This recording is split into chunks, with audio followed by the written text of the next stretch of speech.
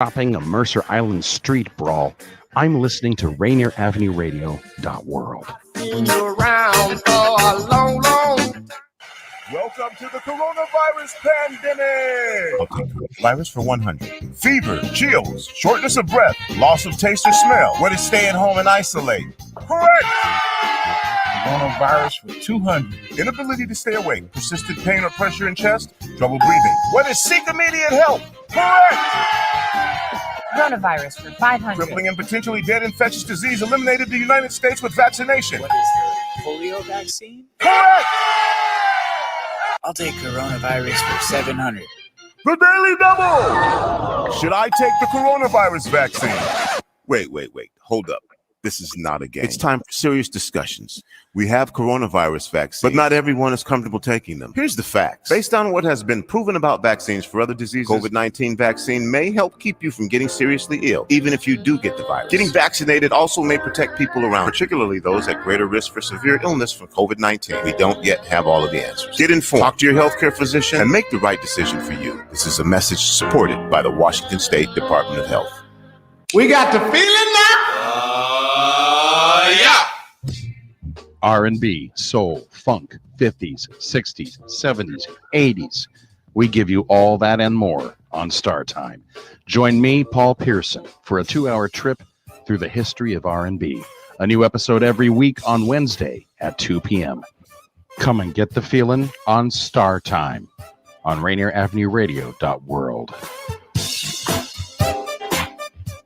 If you or a family member are 55 or over and need nursing home level care, but want to keep living where you are, check out Providence Elder Place PACE. This program offers healthcare, housing, transportation, and recreational activities. There are no co-pays or deductibles, and it's covered through Medicare and Medicaid. Providence Elder Place PACE works to keep you healthy and in your home. Call 206-320-5325 or visit providence.org Elder Place. Providence.org Elder Place. Rainier Avenue Radio. Your community radio station will provide you with more information. Rainier Avenue Radio. You're listening to Heartbeat Radio. I'm your host, Cindi Bright. Heartbeat Radio is a conversation aimed to take the pulse of corporate America. Opportunities for people of color, we're getting lost in the shuffle of change. I'm that provocateur of change. The hearts of corporate America are addressed. Access and opportunities will be accelerated for all people. Through Heartbeat Radio, you will gain a deeper understanding of what is necessary for change. Good evening, everybody. Welcome to Heartbeat Radio on this hot evening. I do not have lights on in my office because I'm trying to minimize the heat here. Hey, we have a great show for you tonight. We have a couple of wonderful candidates that are running for office down in the Kent area. Before we introduce them, let me introduce in co-host Joy Stanford, who's going to join us again tonight and have this conversation. Hey, Cindi. I got my lights off in the house here. You got your lights on. I have my lights on so you can see me because I'm in a very dark room. So I have to have some lights on. But you're right. Nice day outside, hot. I was at the end of the school year party, so I came home to write some notes about tonight. And let's get started. Yeah, well, let's talk about our guests we have tonight. So we have, let me just say, another Emerge sister. We have an Emerge sister who I'm just going to claim to be a, what is it when you become? Honorary I'm an honorary Emerge sister. Let's introduce in our first candidate who's running for the mayor, Ms. Madam Mayor of Kent, Washington. Let's introduce in Dawn Bennett. Dawn. Welcome to Heartbeat Radio, Dawn. And the crowd roars. Hi, Miss Cindi. Hi, Miss Joy. How you guys? Hi. It's good to see you, sister. Good to see you. Nice. I love your hair, Joy. I love that. Thank hair you. Girl, you go. I love the cut, Cindy. I love the cut. Yeah, I keep chopping more off. So And yeah. look at you. I see it's feathered. I see you got your feathered. I'm just so hot. It's just so I have all this heavy hair and it's just so hot. Let's introduce also Cliff Cawthon, who is running for Kent City Council. That's going to come on with us and talk with us too. Cliff. Hey. Yes. How you doing? Woo. How are you? Sorry, Cliff, Good, you got all this good, good. estrogen around you. Oh, hey, that's just how I was raised. I'm good. I'm loving it. I'm loving every minute of it. Sorry. I love it. Look, I It's great was. to see you again too, Cindy. Yeah, you too. I was. I haven't seen you in a minute, and I was just asking you. I didn't realize you weren't still doing politics off the cuff. I'm going to let you both talk about, introduce yourself. I pulled up your bios, and there is so much to say about both of you. Let's start with Dawn, and Dawn, let's have you talk to the community about like your background and the list of all of the service to the community that I have in front of me here that you have been serving in our community. Let's talk about your background and then your decision to run for mayor. Okay. First of all, yes, I am an emerged sister. That's first and foremost. Yeah, it's a lot. Cliff and I, we've both been doing a lot. And so for me, it's really hard to bring it down to what I tell folks about myself. I've been out trying my best to put myself in a place that I can do good work for everyone.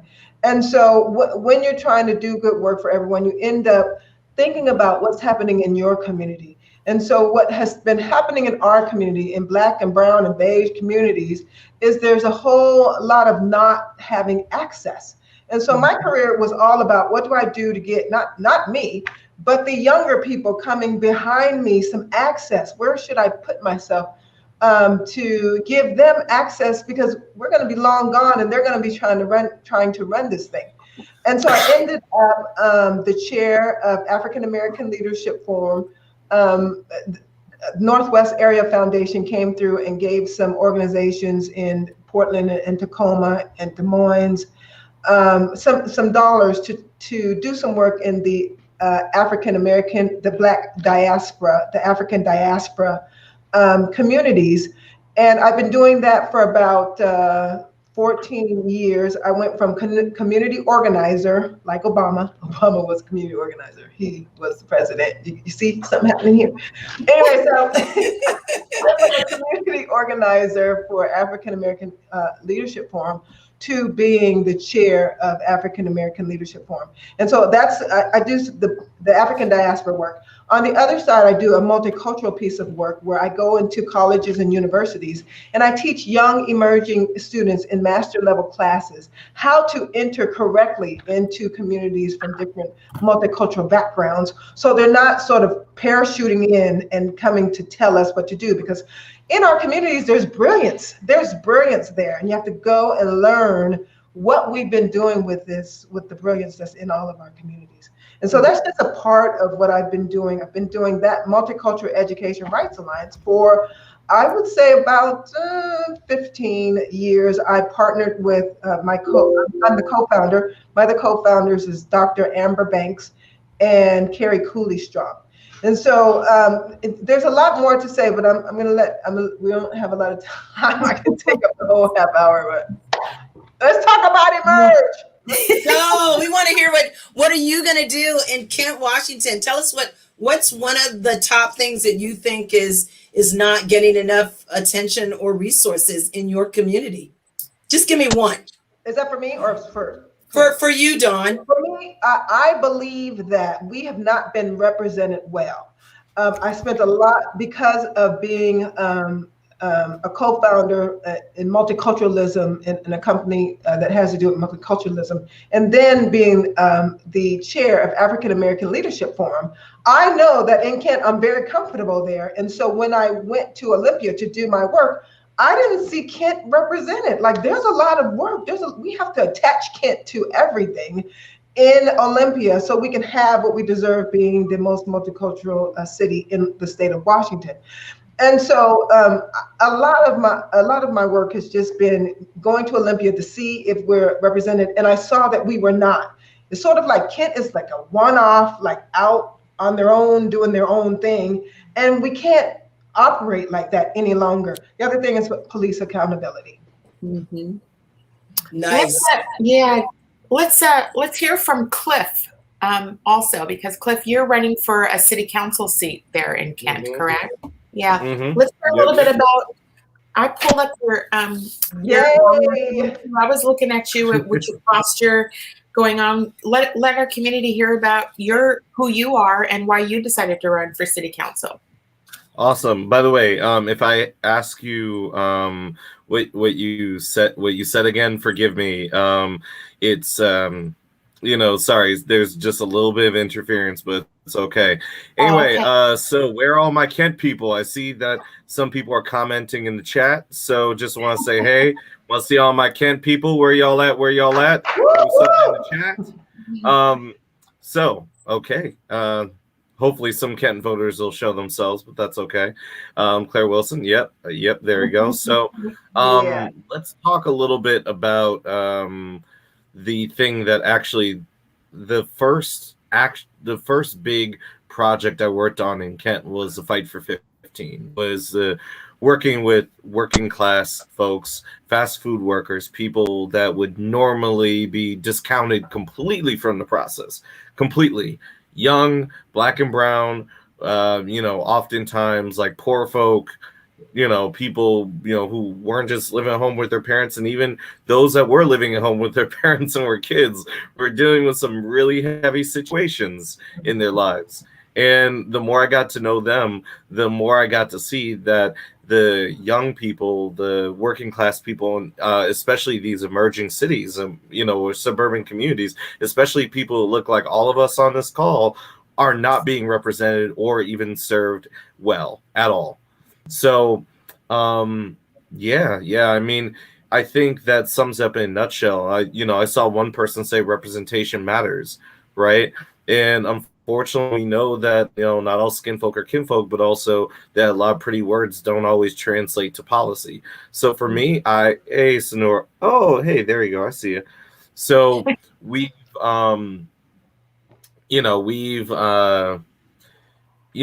I've been fighting, for my entire adult life, for working people, for black and brown folks, for justice, for equality and equity, and people that are underrepresented. So last year, when I saw the city of Kent, the city where my fiance, who's born and raised here, and where we decided to buy a house, I'm thinking about the future, and I'm looking at a country that's on fire, a country that refuses to reckon with its racist past or present. And I'm seeing a lot of that same lack of accountability when it comes to policing, lack of action when it comes to housing and homelessness, and just the small-mindedness and lack of transparency when it comes to the budget. All these big things. On top of that, I'm teaching political science. So I got to talk about this and re-traumatize myself day in and day out, try and tell students, like, hey, you got to do better. You got to do better in this. So I thought about it. I asked my fiance. I cried in the corner for a second, and I thought to myself, like, okay, well, what does activist Cliff really want to do to really flip the script here? In my opinion, one of the most important city in all of King County at this moment. Yeah. I decided to run. That's awesome. Have you both seen the news today with Governor Inslee looking to extend the rent moratorium beyond June the 30th? I assume that's probably going to have some significant impact in the Kent area because, absolutely. And so, what are your thoughts about that? Madam Mayor, do you want to go first? I'll go ahead and go. My thought is, hi, Kathy. I see you, Joyce. Hey, Kathy, girl. I know you have the whole crew, the whole Emerge crew. Hi, Kathy Mo-Karen, running for school board. Yep. Anyway, I think that you go Emerge. I see you. I think he should take some other steps from the governor of California and extend some dollars also, right? We're not Yes. going to only need to extend the moratorium. We need some dollars because folks are looking at paying all that money back. And so he's going to have to look at the budget. There's a lot of times, and he's going to have to look at the budget and then focus on low income folks, just like the governor of California. I think it's amazing what the governor did, and I think our governor should do the same thing. And Kent will be right there waiting for it to fall in our buckets. Yeah, one of the quotes I saw in the article with one of the staff folks of Governor Inslee is that they used the term, there were just tragic stories that are coming forward about people. And so I just, And I think we have to take into consideration the not only the tenants, but the landlords who are having to pay their mortgage. So it's this snowball effect, and we all know that. But we have money in the buckets, but it's not getting put out fast enough. So can I speak to that? Yeah, go ahead, Ken. Yeah, go ahead. Cliff. Yeah, so Joy, you bring up a really good point, and I talk to people about that all the time. Yeah. And the thing that is often, quite frankly, like a lot of these landlords and a lot of homeowners, and I'm a homeowner, like I get it. Like, you don't pay the bank with like well wishes and social justice when you're paying the mortgage at the end of the month. As much as I would love that, I'd love to be able to write a letter and say, yo, in the name of reparations, leave me alone.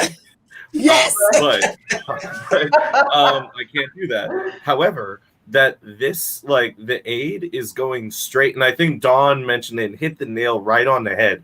What they're doing in California is precisely what we need to be doing in Washington State for people who have back rent that simply cannot afford to pay, right? Like indebting an entire group of people creates a form of second-class citizenship. That's like, I don't want to say indentured servitude, but it creates that like working underclass, and that's not right. Like we need to, look at this.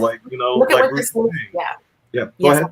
No, I'm sorry to interrupt you. I was just going to comment about one of our listeners is commenting about that very issue about, paying off the past due rent. I agree with that. I don't know why I had Senator Cooter on a few weeks ago, and I asked her the question about why has the burden been put on to the tenants, and why can't, since, we bailed the banks out when they imploded, why can't the banks just forgive this money and stop putting people through this BS pressure of no one's ever going to be able to get ahead by burdening. You have to reset. They have to reset. We reset all of these banks. That's it. Right? Mm-hmm. We reset all of these banks. So, yeah. I mean, but I personally think it should come from the top. It should come from the top. Yep. It should come from the top. It has to come from the top. It has to. Otherwise, we're going to have a whole bunch of battling and scrapping over a little. It has to. I hate to say it, the trickle down. It has to trickle down correctly. Yeah. The other thing I will comment about is I'm exhausted hearing people think the worst of people. And so these comments that I see on social media about everybody's just trying to jam the system or they are been hoarding rent money, that filter that people hear that through of themselves just completely shows who they really are, because I don't understand why we don't have empathy for what we've all just been through and help people get back on their feet again. So I agree with you. We have the chair of our Black Caucus down in Olympia is commenting right now. Hey, Jamila! Keep on doing awesome stuff. So one thing I would like to point out, and as a state council member, I would have to deal with the budget, right?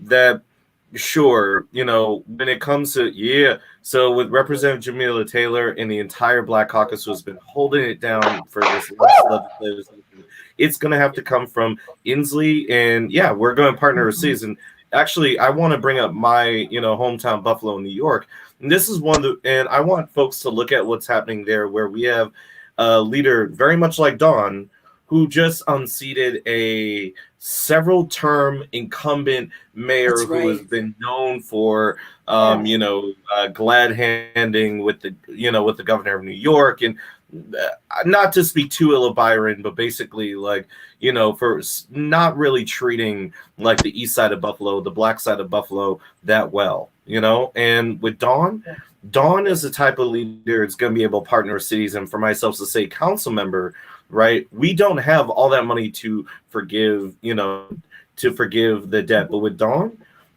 is going to be able to go to Olympia, is going to be able to work with Inslee, work with our legislators, and we're going to be able to see some relief like that if we plan it out. But right now, the status quo under Dana Ralph, that ain't going to happen. The city of Kent is notorious for dragging its feet on working regionally and on just kicking the can down the road when it comes to saying, oh, we're going to, and I'm saying this to state council members, that every session I've heard, like when recently I myself, future Mayor Dawn Bennett, and all of us went to go testify in support of extending the moratorium, that you had council members like Brenda Fincher, Marley Larimer, Salwinder Carr really hold it down and try to push the point like, hey, we need to keep folks in their homes. It's safety, it's empathy.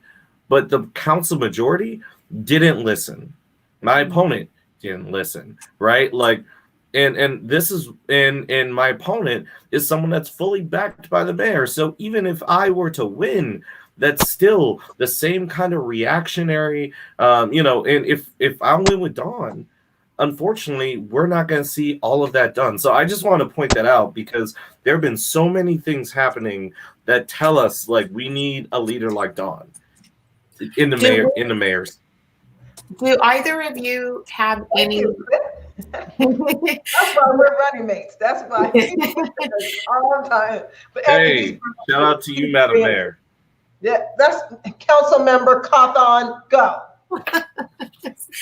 Do either of you have perspective or knowledge about the unemployment statistics in the Kent area and what that looks like there?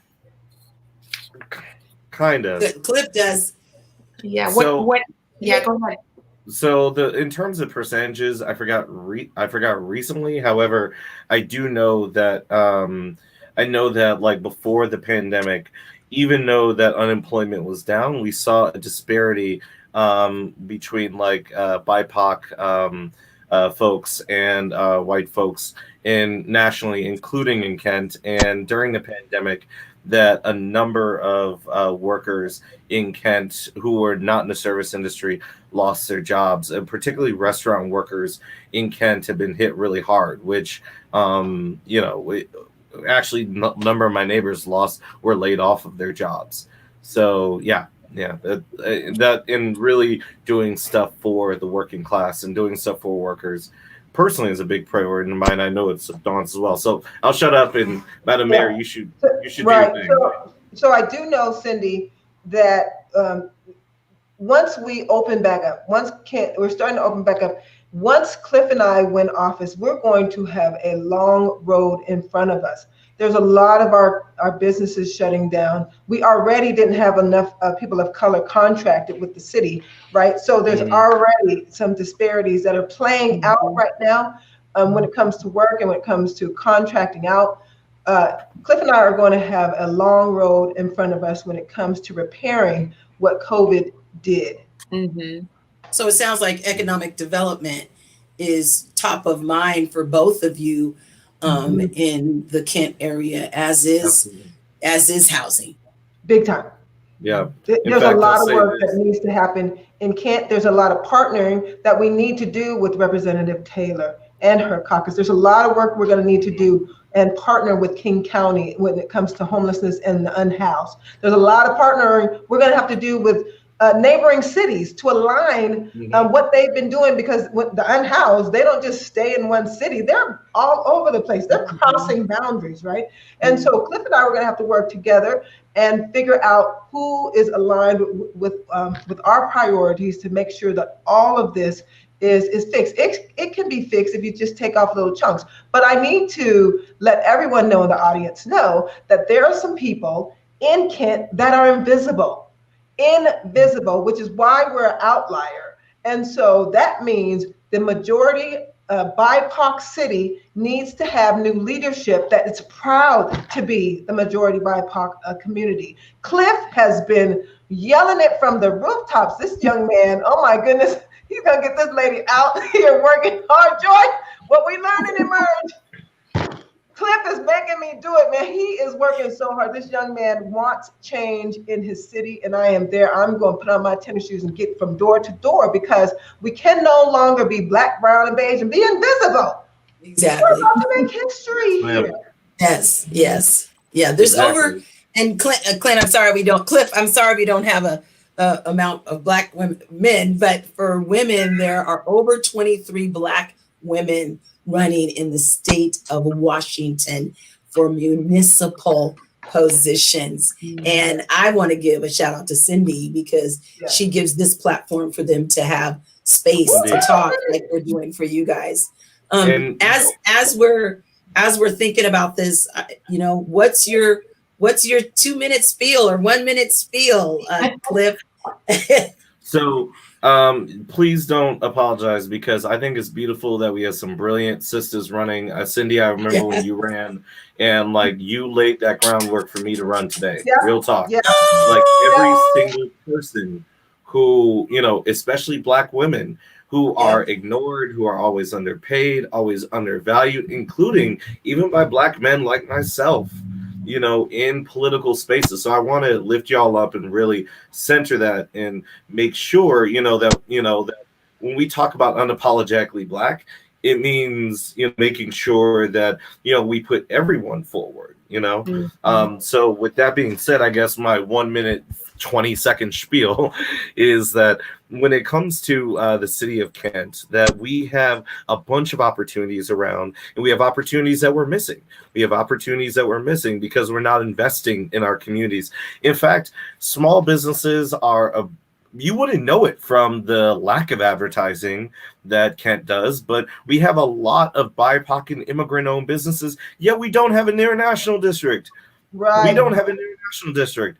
We have some nice things downtown. We have a showwear center that we're losing money on. We got we're building some kind of like space park, but we don't have something where we are actively investing in, thank you very much, we're actively investing in black and brown entrepreneurs, people that have come to this country, like my fiance's, parents, crossing the Rio Grande, trying to do the right thing. They opened up one of the, first, Mexican-owned businesses here in Kent.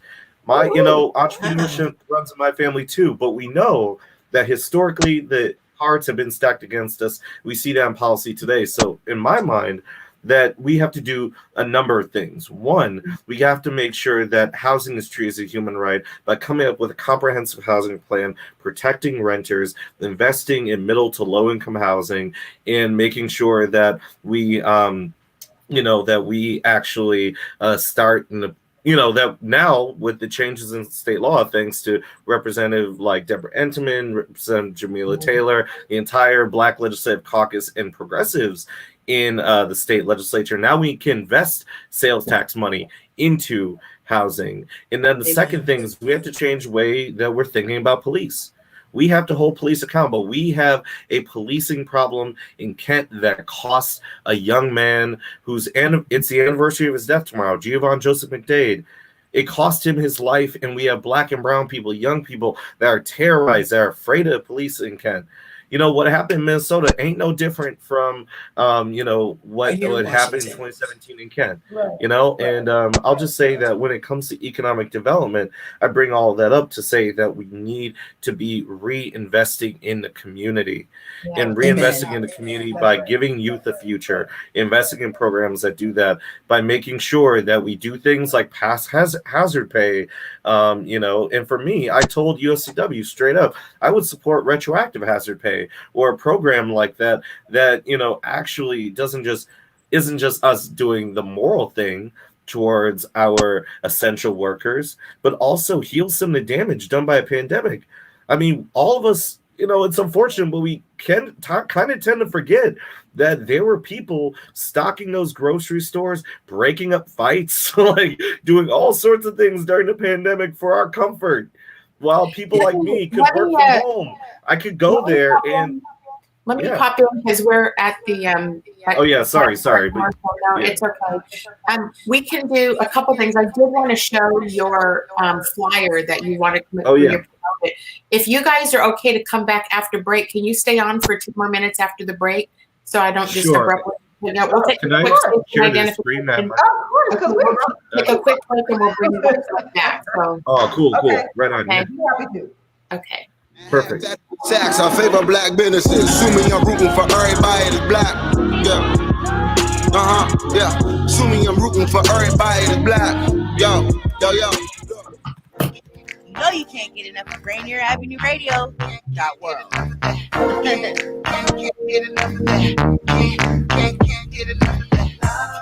Atlantic Street Center has been serving the children, youth, and families of the Seattle King County area since 1910. We partner with families and communities to raise healthy, successful children and youth through services including counseling, early learning, youth development, domestic violence, and education support for school-aged children. Committed to serving the African American community, Atlantic Street Center provides services and support for all marginalized people. Learn more at AtlanticStreetCenter.org. Yo, what's good? It's D Money, and you should definitely check out Fresh Juice every Wednesday, 9 to 11 Pacific, right on Rainier Avenue Radio. With pint-sized Patron, P-Treasy to Don. Y'all be sure to clean your mirrors as we play brand new hip-hop and R&B from locals and worldwide.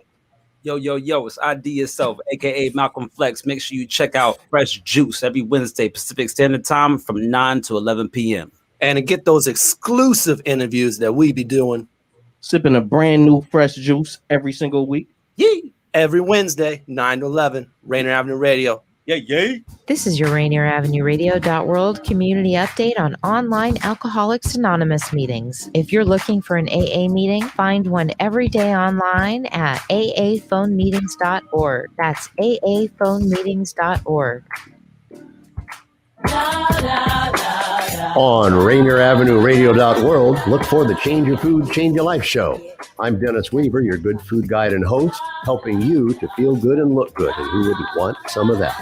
All that and more from the Change Your Food, Change Your Life show on Rainier Avenue Radio.world. Stories, songs, and guests. Begin living the organic good food life, and the rest of your life just may be the best of your life. Always up, baby, to your help. Dealing with COVID-19 is uncharted territory, and everyone has different challenges. People may feel anxious, down, or overwhelmed. For some, these feelings can lead to changes in sleep patterns, an increased use of alcohol or drugs, or withdrawing from the people around them. If you know someone who's having a hard time coping, you can help by reaching out to talk and listen. To learn more about how you can help someone in need, call the Suicide Prevention Lifeline at 800-273-TALK. Brought to you by the state of Washington. You're listening to Rainier Avenue Radio.world. That up the sacks, I favor black businesses. Assuming I'm rooting for everybody that's black. Yeah. Yeah. Assuming I'm rooting for everybody that's black. Yo. Welcome back to Heartbeat Radio. I'm the host, Cindi Bright. My co-host, Joy Stanford, and I were in conversation. Actually, we were more quiet, but we were in conversation with candidate for the mayor of Kent, Dawn Bennett, also for Kent City Council, Cliff Cawthon. And so I wanted to welcome them back in because I knew we'd run out of time when I had more than one person. So thank you guys for coming back into the second half. I didn't want to cut off the things that you wanted to make sure you got out to the community.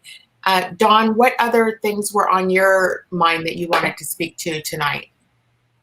Well, lastly, I want to talk about, the leadership out in Kent that is that's in my heart, is my engine pushing me to do things. They don't know that they're in my heart. They don't know that they're my engine. But Representative Deborah Intiman and Senator Mona Dawes, watching them just put me in action. I gotta go and take leadership and attach my work to their great work.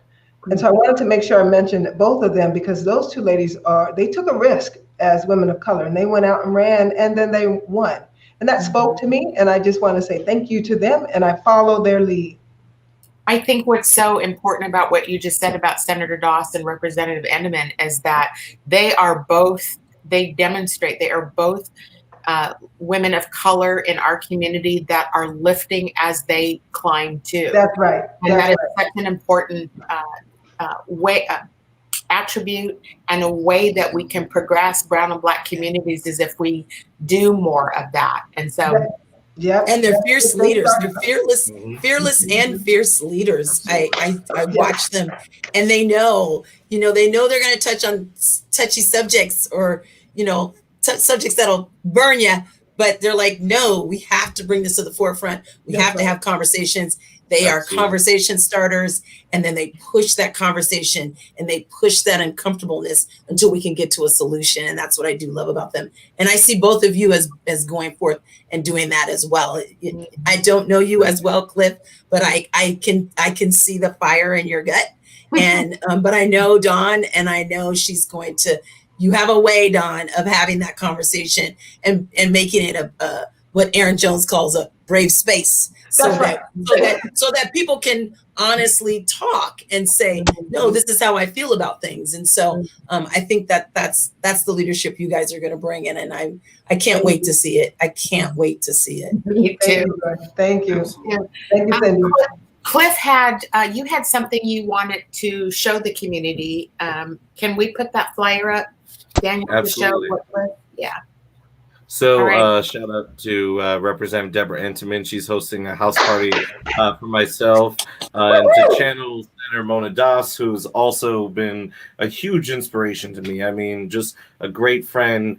I want to tell everyone that they should come. They should contribute the maximum because actually, I'm going to announce this publicly for the first time that my opponent, when I got the endorsement of the King County Labor Council, that my opponent got $1,000 from Amazon because Amazon sees a young black man that has come from labor, that is unapologetic on racial justice, all these things. And she was like, oh, I need help because I've also outraised her, but we need to keep that going. So for all of you that wants to see Kent move forward, even if you have $5, right? Come to this virtual house party. I'd love to talk to you more. I'd love to be with my community. Like, we need you guys because at the end of the day, like, this doesn't happen without all of you. Like, we need a group effort. Let me emphasize something. Thank you for showing the flyer, Daniel. Thank you. What I want to emphasize is the point you just made about when big business sees the more black people running, the more money those companies are going to be throwing behind the opponents because they don't want brown and black people in charge, and they have this notion that that we're not leaders. And so to our audience who listens to this, I'm going to echo how important it is, even at $5, $10 to help Cliff get his message out and what it pays for, the signs, the literature that goes to the mailboxes. It's so expensive. I was shocked when I ran it how much. I mean, I was looking for programs on the internet on what I could print up because it's so expensive. Right. I just want to emphasize that. Final comments from the both of you. I appreciate you coming back into the second half. I'll let you have some final comments, and then we'll let you guys go ahead and sign off, and Joy and I will finish out the show. Dawn, final thoughts? Well, I'm going to let Cliff go because he's been letting me go first this whole show. So I'm going to let him go, and then I'm telling him to stop it so I can come on in. No, I'll cut him off at 1 minute, Dawn. I'll cut him off at 1 minute. And if we do our jobs right, you can do that with a gavel in 2022. So I just would like to thank you, Cindy, Joy. Thank you for inviting me on your show. I really appreciate it. I love to come back to Rainier Avenue Radio .world. Yes, Rainier Avenue Radio.world, your community radio station. Y'all thought I forgot, but I didn't forget the little plug-in. But also, I think that this election not just my race, but Dawn's race, and we're seeing a slate of candidates throughout South King County is really is, I would say it is our chance to shake things up the way that voters did last year when we elected Joe Biden and Kamala Harris to the presidency. Because like right now in South King County, like people just think of King County as Seattle, but in South King County, you have BIPOC cities, you have cities that are dynamic, cities that are growing. You have like a whole world down here. And yeah, and that's what this is. We're going to knock every single door. We're going to listen to every single voter we can, and we're going to fight. And I'm confident we're going to win. And I'll put That my is so awesome website in the chat. Thank you so much. Yes, That's thank you. awesome. Thank you, Cliff. And Dawn? I think that, we talk a lot about race and diversity and equity, and it's just part of the conversation because of who we are. But I want to say that I'm proud, and I'm so proud of Cliff, because we've gotten partnerships with white folks too. We've gotten some amazing endorsements that I didn't think we were going to get, but this is all of a team. It's not just Black, brown, and beige. It's white folks too, wanting some change. Yes, Jessica Forrest Emerge is in the room. Trying to push this across the line to have better leadership, not just better representation, but better leadership. They always say that Black women have to be 3-4 times better.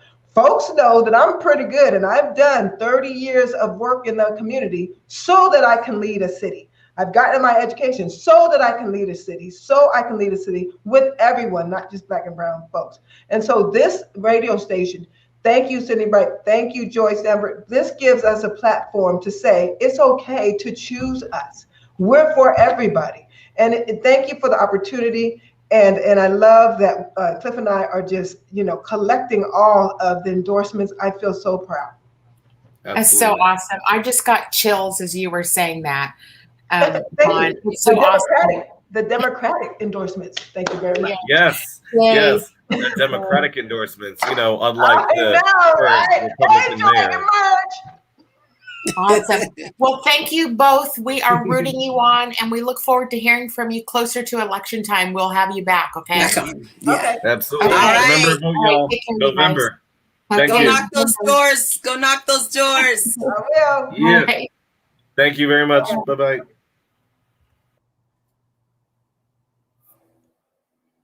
Wow. Wow. They're on fire. They are on fire. I know, it was so awesome to hear both of them. My goodness, that was so much energy, and you could just see the movement that is happening with people who have, as Dawn just said, she's been doing all this work for 30 years so that she can lead a city, and translating that into leadership of a city, leadership of a county, leadership of a port. These are what these women and men are doing. Yes. We talked a little bit about that last week, about like just watching this epic. It's what your sign says behind you that I can't, they're doing epic stuff. Yes. Thank you, Daniel. We don't have to say the word, but we can show. I'm sorry. It's like my favorite sign now. And I the other day I put it down because I was in a meeting. I was like, oh, I gotta put that down.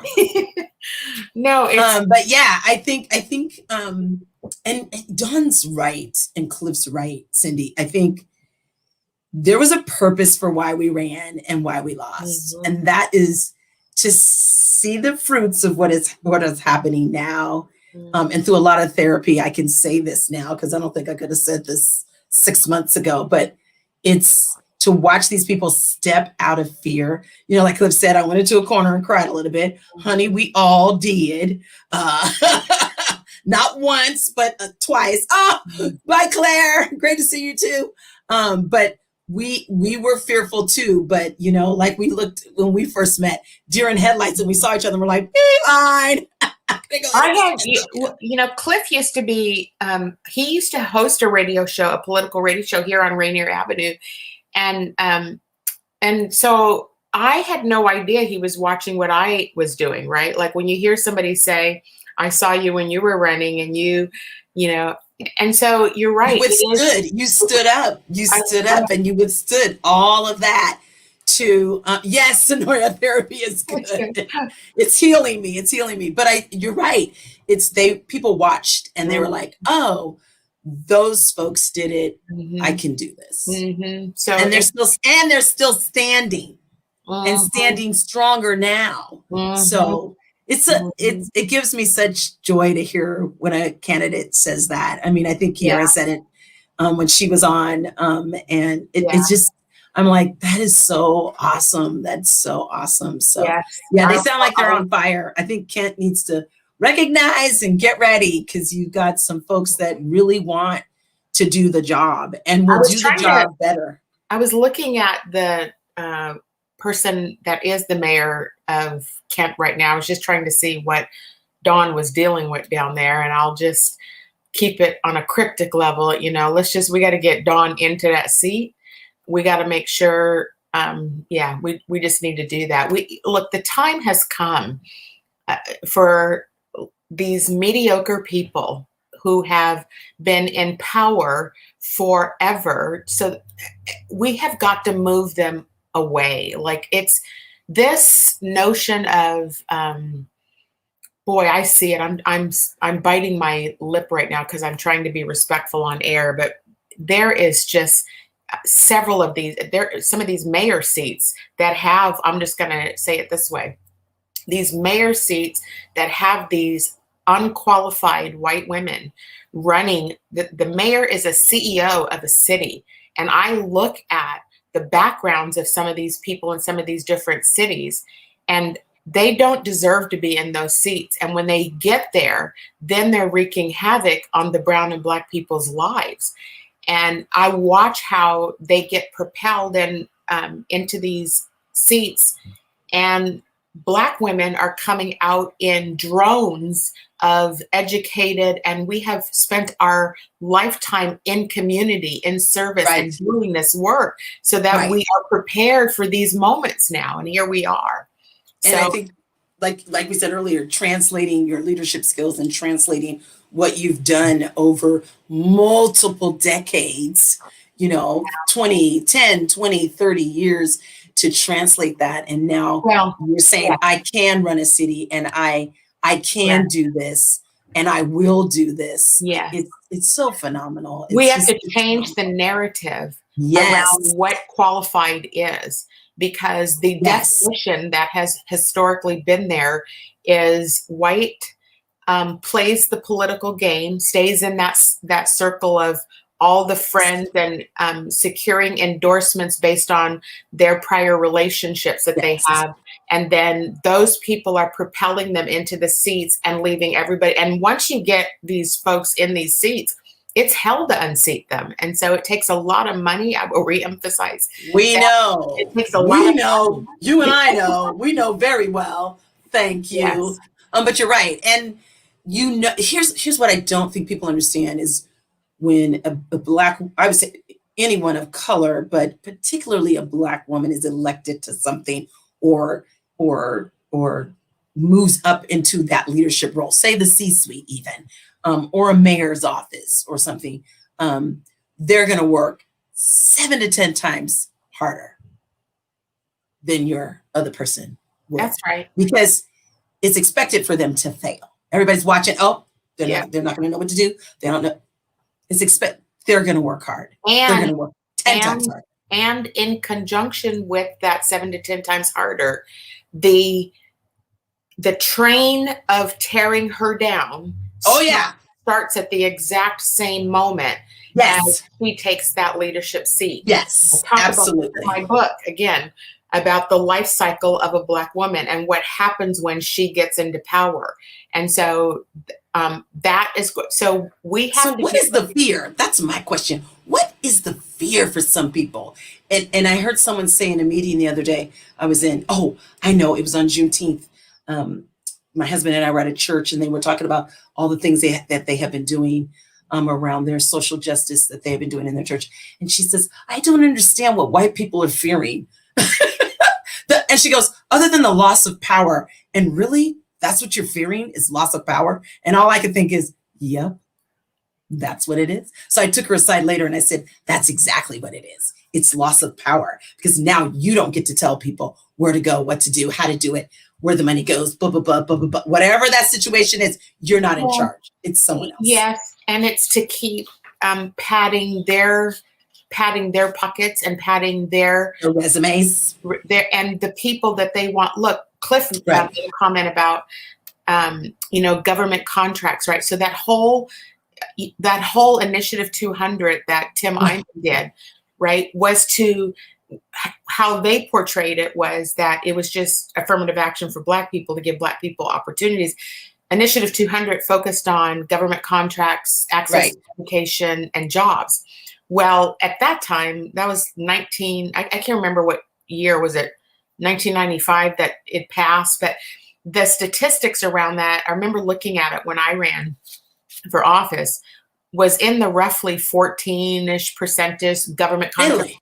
Then it's now down to 1-point-something% of people, Brown and Black people, that are getting access to government contracts and being able to, right, because that's earning power for them. And so that's what the whites are fighting, is that they want 100% of all of it.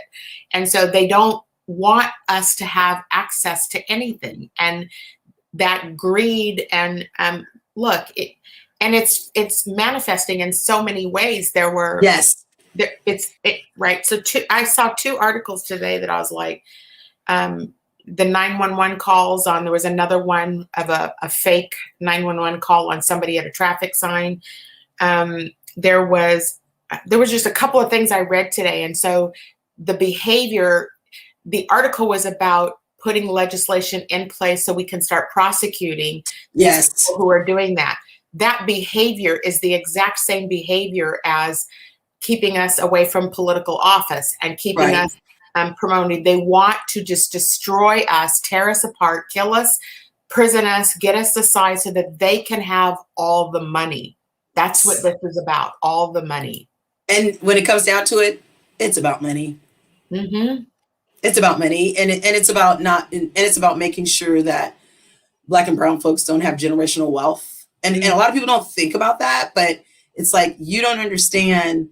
If you understand history, you understand why that's important and why we don't currently have it. Mm-hmm. It's very few. I think it's a very small amount. But there really isn't historically Black generational wealth. Mm-hmm. There would have been, had our lands not been stolen, and there would have been, or burnt down, massacred, and right. And so, folks don't want to hear that or don't want to talk about that, but that's real. And that's why we have to mobilize behind Cliff and Dawn and Kathy and Milker. Yeah. All of the above. All of them. All of the Kiara Daniels, Chelsea McEnroe, Alicia Cunningham, all the ladies that are running in Tacoma, all the folks, all 23 or more, because every day I seem to find another Black woman who's running, but all of the Black and brown folks who are running and are running for the right reasons, because we ran for the right reasons. And some people don't run for the right reasons. They're running because somebody said you should run, and this is what's going to happen, and this is how we're holding this down, and we're doing this for a reason. It's like, no, that's not the reason. The reason is the service to the people of your community, and that's why we ran. We wanted to be of service. They're running to be gatekeepers so they can keep us out. I love that, Cindi. I got to write that down. Gatekeepers. I love that. That's what they're running for, and the rest of us are fighting for. I get this question often. This question I get asked is, why would we hire a woman like you? Or why should we vote for a woman like you? And I have to explain to people time and time again, when you serve and solve problems for the most marginalized group of people, everyone else benefits from that. And if you don't understand that simple concept around, helping lift, right? So when I explain to people, like, people say, where are you going, Joy? Because I left a picnic. I said, I got to go do the radio show. What's this radio show? So it's a radio show my friend Cindi Bright does. And she uplifts and amplifies people of color, particularly women of color, particularly Black women's campaigns, candidates that are out there. And they were like, that's pretty cool. And anytime I say that, that's how I describe your show, is we are amplifying and uplifting people of color, women of color, particularly Black women of color. We don't have the kind of access that. No. And so here, this is access. This is a way. King 5 isn't interviewing all these people. We are interviewing all these people. Como, Cairo, they're not. We are right here on Cindy's show, Heartbeat Radio, Rainier Avenue Radio.world. Hello. That's where you get the real scoop. The real scoop of what's going on that. Yes. Yeah. And there's so many topics. Like I was making a list today, this morning. I was like, oh my God, we got to talk about this.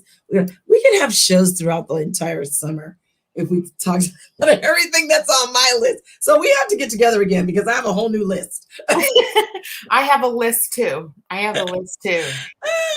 There's so much going on. Yeah. There is. There's just, I'll take this moment and just tell everybody then, as we talk about some of the plans for Heartbeat. Like I am doing some shows this fall, and I am in the throes of planning a 4-series show on public education for Black kids, because that's where it starts. And so the way that it's shaping up, it's going to be a powerful, and it is not a political. I'm not pulling in politicians. I'm pulling in real people who deal with real epic stuff and what we need to do to start changing outcomes, because we are continuing to stay in a political stance over that topic, and that topic is destroying brown and Black people's lives. And so we want to do something different. So we're going to talk about that in a 4-part series. Oh, I hope we got Aaron Jones for one of those. We'll talk offline about that. We have some good stuff going. So good. Got to solidify that. But I'm using this show to amplify all of us, our voices, and the ecosystem. You hear the introduction, right? The ecosystem of what so access for all people. Yeah, and so what that looks like. Yes. Yeah. And I think Dawn touched on it a little bit. She's like, the folks here in Kent, the BIPOC folks here in Kent have never had access. Mm-hmm. Why is that? And then when you have that conversation with a group of people, a very diverse group of people, because I have, it's kind of like, wait, what? Yes, you have to understand, not everybody has the access and opportunity that you have with your white privilege. Mm-hmm. Yes, that's what it is. So for some people, it's that simple. It's just access to those opportunities. Mm-hmm. And they're just kind of like, oh. Well, okay. I'm encouraged. I don't know if you heard the video or the speech from that top general today when he was asked by the predator. What's the predator? Republican predator? Gates, Matt Gates. He asked this general this question about critical race theory, and I know he was expecting to get the white answer, and that general did a brilliant job of explaining that. And I have to watch that. You have to watch it. He did a brilliant job of explaining that I'm a leader and I need to understand it. It was just done so beautifully, and I loved watching the predator's face when the camera panned back on him, because he was stunned that the general was up there saying that. And so again, the leaders who understand these issues broader and deeper are the leaders that we need to have in place, and who will help lift and amplify and will bring about the change that we need to have. Brown, white, or Black, if you're a leader that understands this, then we need you.